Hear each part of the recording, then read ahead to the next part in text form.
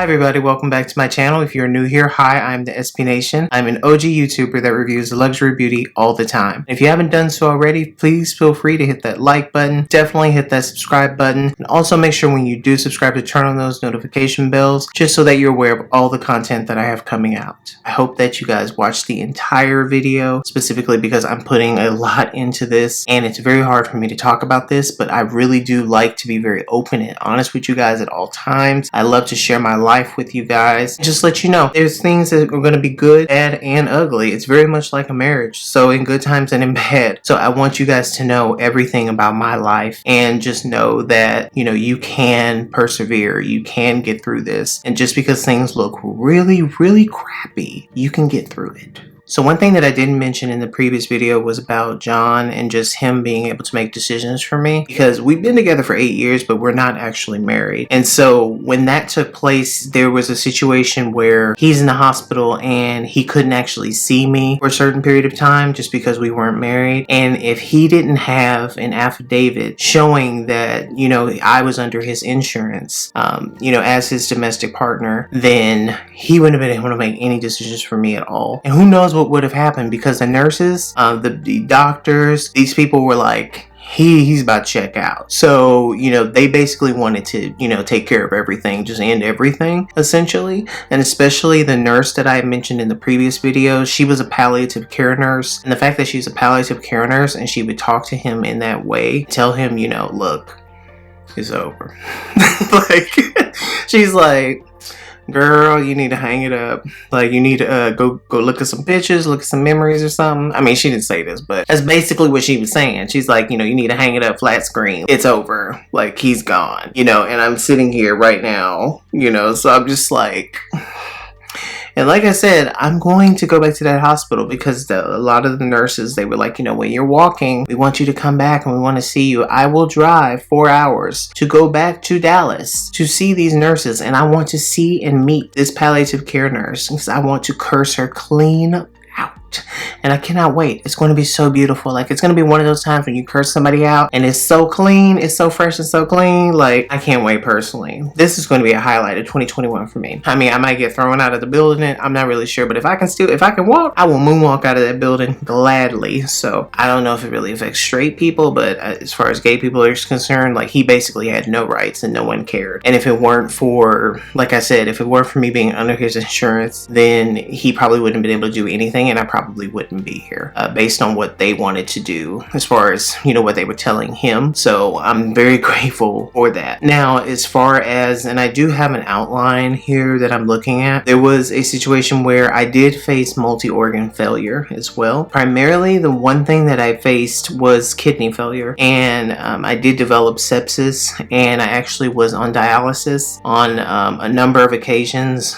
There was what they call CRRT dialysis, which is, I believe, a 24-hour form of dialysis. And then there's another type of dialysis where it's 4 hours a day, and it's like a day. I don't know if it's I don't think it's every single day. It was something I remember doing maybe once or twice because I had a panic attack during one of them. So I can remember doing it, and it was just a nightmare. Like, the sound of the machine, and essentially what this is doing, the dialysis machine, it cleaned my blood out because I had sepsis. I had to deal with that. I had CT scans, as I mentioned in the previous video, because they wanted to check everything. They were actually going to do a lung biopsy at one point, but once they did the CT scan, they saw that there was nothing there, because they were trying to see, like, you know, if it was something malignant, if there was some type of mass, if there was something that was going on to explain my illness, because everyone was saying COVID, but at the same time, they couldn't confirm it on a test. So it's very likely that I had a strain that cannot be verified with a current test. So I don't really know. They don't know. I mean, they're the ones who went to school. Also, I was on a ventilator, of course. When you see that Darth Vader type mask that's on my face, that is a...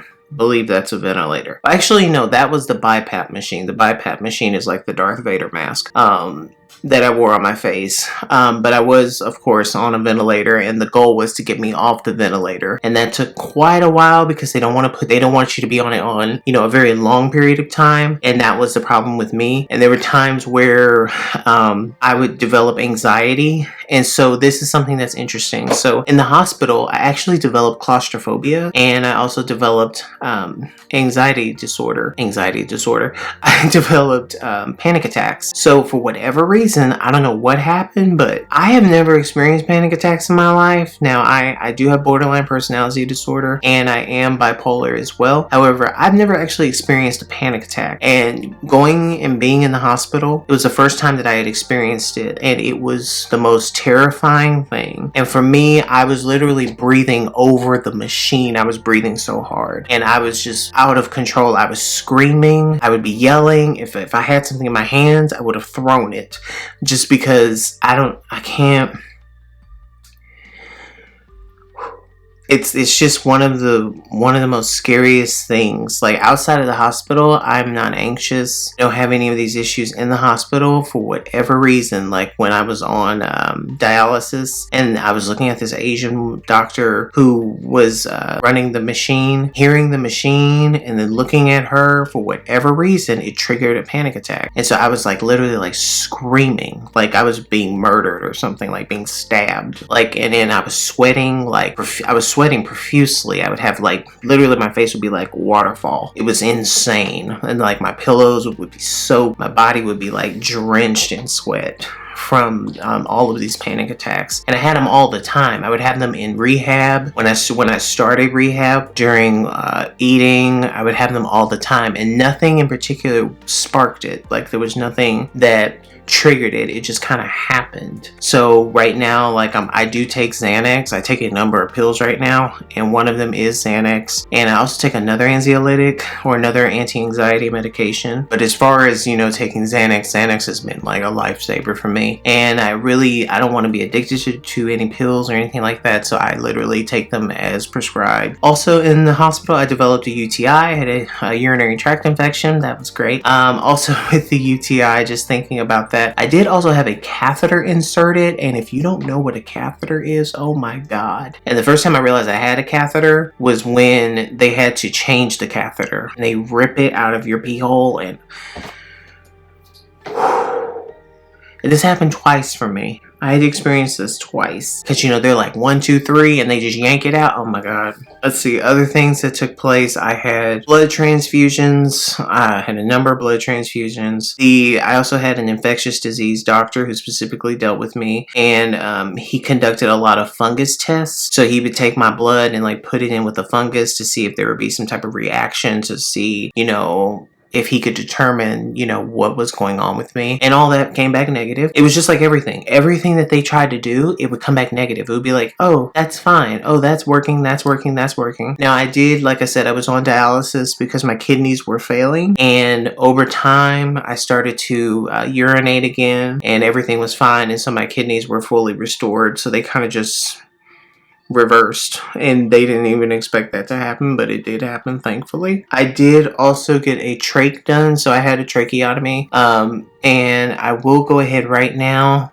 I will warn you guys, it is a bit graphic looking. It is not for the weak at heart. So, you know, if you're someone who wants to see this, feel free to watch this. John actually recorded them taking the trach out, and so you'll end up seeing a hole in my throat. So here's that.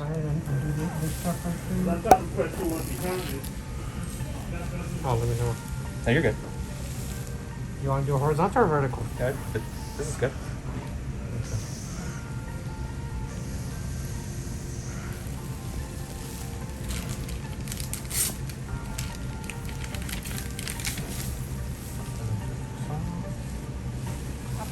Take the trach out? No, check. No. I mean like the inner cannula. No. Lose the cap. Oh, nothing. Hang on.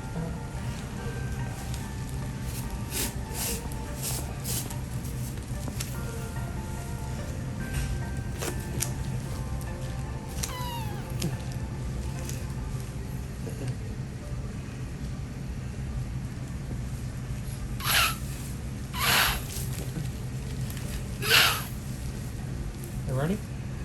1, 2, 3.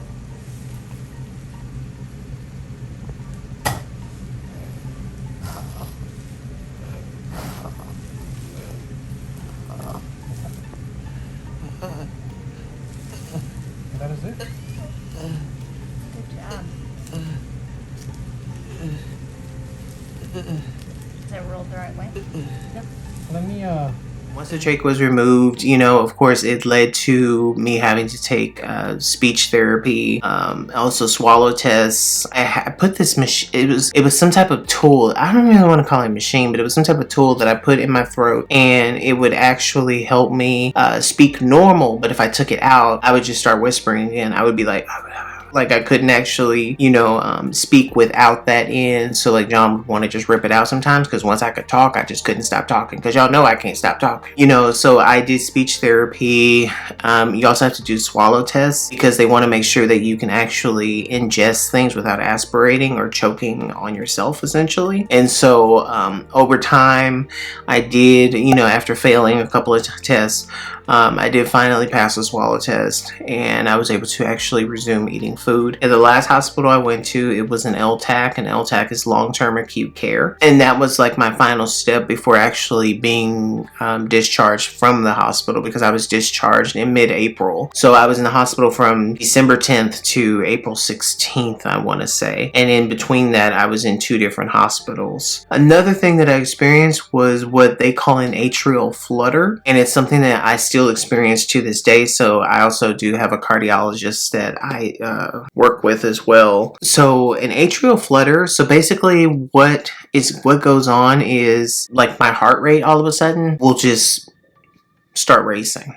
And the thing that's scary about it is that I don't actually notice it happening. So 1 minute my heart could be 84 beats per minute, and then it just switches to 160. And I don't know that it's happening. I don't feel it. I have no symptoms. I'm not dizzy. I don't feel tired. I don't feel weak. I don't feel anything. I don't feel a pounding sensation. I feel absolutely nothing. And it's very scary, because in the hospital it would happen. And of course I'm tied up to machines. So of course the machines are telling them that something's going on, and they're asking me, are you okay? And I'm like, yeah. I'm like, what's wrong?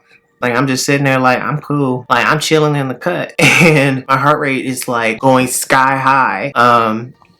Because at one point they actually had to bring like, they had to bring out like the crash cart, and they brought like, I would say probably 15 nurses, and there were doctors in there, like all huddled in this room to use the crash cart on me. And I'm just sitting there like, because I was on Xanax too, so I was really relaxed. So I was like, but you know, and they got it to, you know, go down. But my cardiologist, she stated that with the atrial flutter, it's something that can undo itself over time. So she said like surgery can resolve the issue. However, she feels like in my case, she feels like it's going to undo itself. There were so many people that were praying for me in the hospital. People who would just sit and talk to me, like nurses would sit there and talk to me for like 30 minutes to an hour. Like, we would have a full-blown conversation about our lives and about, you know, their kids. And there's one nurse that she calls me her nephew now. Like, I mean, I developed so many relationships with these people just because they really kept me going. And having you guys as well, once I was physically able to say something, because John wanted to say something, but, you know, he wanted to do it, you know, respectfully, and not do it without me saying that it was okay to do it. You know, because people were like freaking out. Like, there were people threatening to call the police. People thought I was missing. People thought John and I had been murdered. They were all of these things. And I truly, truly thank each and every one of you for your prayers, your positive energy, whatever you happen to call it. I truly appreciate it, because based on everything that I've been told, I should not be here. I should not have survived this. And without you people keeping me going, like, I would read these comments, and the comments got me through. The comments literally got me through. Just seeing DMs, I had received messages from certain people, like even Sonia G, you know, she actually DM'd me, and she sent this long, nice message. She wanted to send me something, and she was just like, you know, I just want to make sure that, you know, you're okay and that you're gonna be okay. And she sent me this positive energy. Like, there were so many people like that. As far as how I'm doing today, I feel that I'm doing very well. I do still have some, I wouldn't say breathing issues, but I do get winded if I do something to overexert myself. I do get winded. Sometimes when I'm talking, I saw someone in a comment in the previous video and they said that I sounded kind of breathless, and that's if I'm talking consistently. Yes, I do get a bit breathless, just because that's just one of the side effects of whatever I had, which, like I said, they said I had COVID double pneumonia, but they can't prove it. So I have that issue, but removed from that, the only other issue is just me walking. So I've been using a wheelchair since I've been out of the hospital. So I've been using a wheelchair for about a month or so. Okay, not a month. I've been using a wheelchair since April, so it's been 2 months now. I'm much stronger now, and that's the whole thing too. It's really just about building up my strength, because I can move my legs freely, independently. I can march. I can do a lot of things with my feet. It's just if I were to try to stand up, I would just fall back down. Like, I would just sit back down. I can use a walker. So I have been walking with a walker. I did graduate to outpatient therapy. I can actually walk and come up and down our stairs just by hopping. And I think I showed you guys that in a video on Instagram. It's just one of those things I randomly figured out. I also, if I wanted to, I could actually probably walk up the stairs by holding the rail, but that is a very risky thing to do. I tried to do it and I walked up 8 steps, but it takes so much energy out of me that I stopped. And then John was coming down the stairs and he like freaked out. So as far as getting around, like, it's really easy, and it's really opened my eyes to people who have to, you know, essentially live their life in a wheelchair, and it's just opened my eyes to that world. And you know, I'm very fortunate that this is a temporary thing, and I know that it's temporary. It's like I'm literally like right there. Like, essentially my issue with my feet is your feet should be able to do this, okay? Without this, you're gonna fall. And my feet won't. I can't bend my feet up. I can bend my feet from the heel. Like, I can bend that up and down, but the front part I can't. And so they're thinking there's some type of electric therapy that they can use to activate that muscle or those muscles. And there's also these types of shoes, these customized shoes I would have to be fitted for, that will help me walk. So, I mean, no matter what, I know that I'm going to walk again, and I'm just going to be patient. It's very frustrating because, you know, of course there's things that I want to do. Like, I just want to go outside and just run around in my backyard right now. Like, that would make me so happy right now. And with that said, we did move. That's something that a lot of people don't know. Actually, no one knows that for the most part. We did move to South Texas to be around his family, to be closer with them. So, you know, it's something we had been planning to do prior to me ever being sick. And the only other thing to end this video is I wanted to talk about one of the things that we have not told anyone. We have literally not spoken about this to a single soul. And I told him that I would be the person to make this public and make this known to people, because people ask all the time. So we, throughout this entire process, our neighbor across from our townhome at that time, she had agreed to, you know, watch Bandit and watch Tessa, our dog, and our cat. And she was really, you know, she was really great. From what John told me, like, she's really sweet. And she, so she would check on them while John was at the hospital, because John stayed with me every day. He rarely did not stay at the hospital. He was at the hospital. One hospital closed at 7 for guests and visitors. So he would stay until the very last minute, and then he would leave. He would come, he would work in my room. And then another place was 24 hours. So he would just sleep in a chair, and he never left my side this whole time. But, you know, she was taking care of Bandit and Tessa. So, like, one of the things that happened was, our first floor, during an ice storm, I think. I'm not sure if it was during the ice storm, but actually I think it was. Our first floor flooded, okay? And so that was all screwed up. And then we had to deal with the insurance and with our apartment telling us that we have to pay for it. And I'm like, why would we have to pay for it? Anyway, we didn't pay for it. So there was that. And then one day he came to the hospital.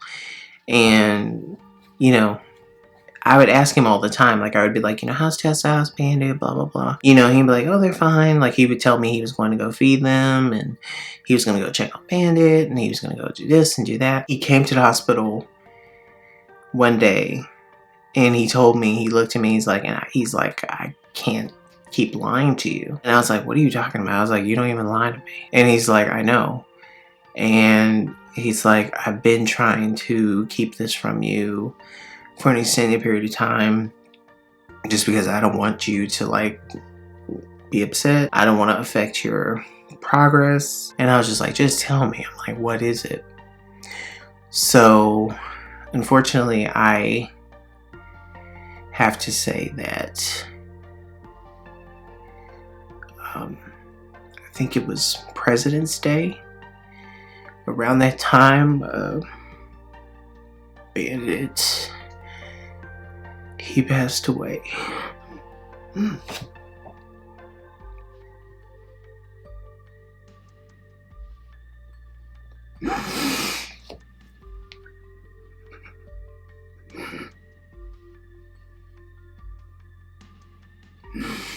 He said that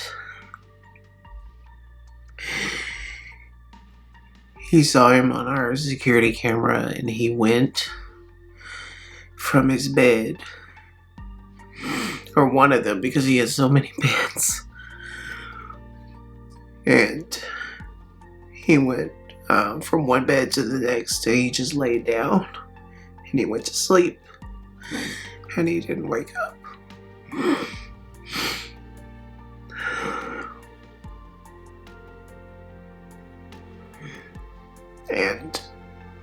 And when he told me, I felt like somebody like ripped my heart out. And we were both crying and hugging each other for probably 2 hours. I don't know how long. It was a long time. And I haven't really dealt with it, because, man, it was the first dog that I ever had, that I had ever lived with. And John had him since he was a baby. And he acts like it. He just doesn't want to talk about it.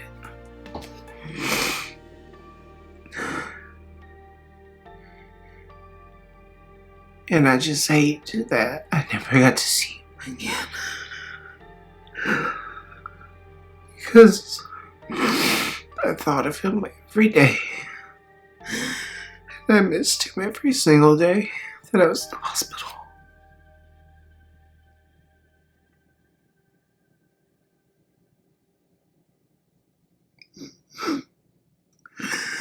It's like with your pets, it's like that's one thing that you can count on. Like, they always love you for no matter what. Like, if I would come home and if I felt ugly, he would just look at me. And he didn't care. Like, animals don't judge you. And I never knew what it was like to have a dog, and I never felt that emotion with a cat. Like with Tessa, like, I don't have that type of bond because she doesn't really care about people. Like, Tessa doesn't give a fuck. Like, she doesn't care. Like, she just wants food, and that's it. But, man, it was different. And I did not think I was going to cry about this, but it happened. But yeah, so we had him cremated, and I'm not sure what we're going to do with his ashes. We're going to have a painting made of him. And all I can say is I miss him so much.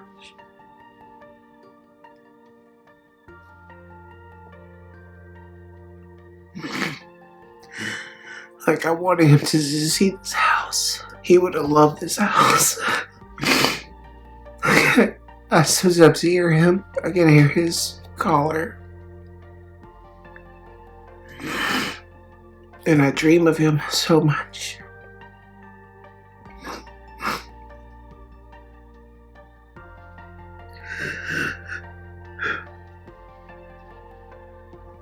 Okay, I have to stop. Okay, I'm gonna stop. So, like I said, oh my god, I'm just gonna keep crying. Like I said, thank you to everyone who has donated to my GoFundMe. So appreciative. Thank you so very much. And again, if you still want to, everything's in the description box if you want to cash out, whatever. I don't care.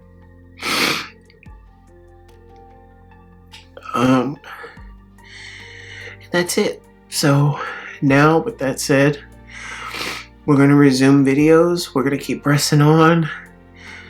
The show must go on, and I'll bring you new videos. I do have something that I'm very excited to talk about, and that is pairing the new Kogendo foundation with this Fenty eye brightener thing.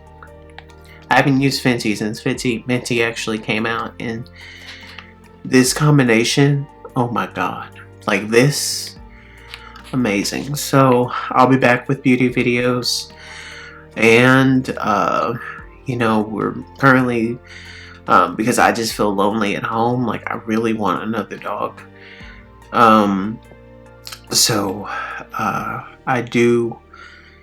we do plan to get another dog. Don't know if we're going to get another Shih Tzu or if we'll get, I'm looking at even at Aussie Doodles and, what is it called? A Golden Doodle?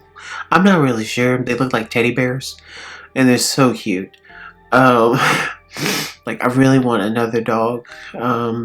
You know, if John had it his way, he would probably find a dog that looks exactly like Bandit and we would call him Bandit, but that's just too weird for me. But yeah, so like I said, thank you to everyone, and I'll be back with a whole lot more, guys. Bye.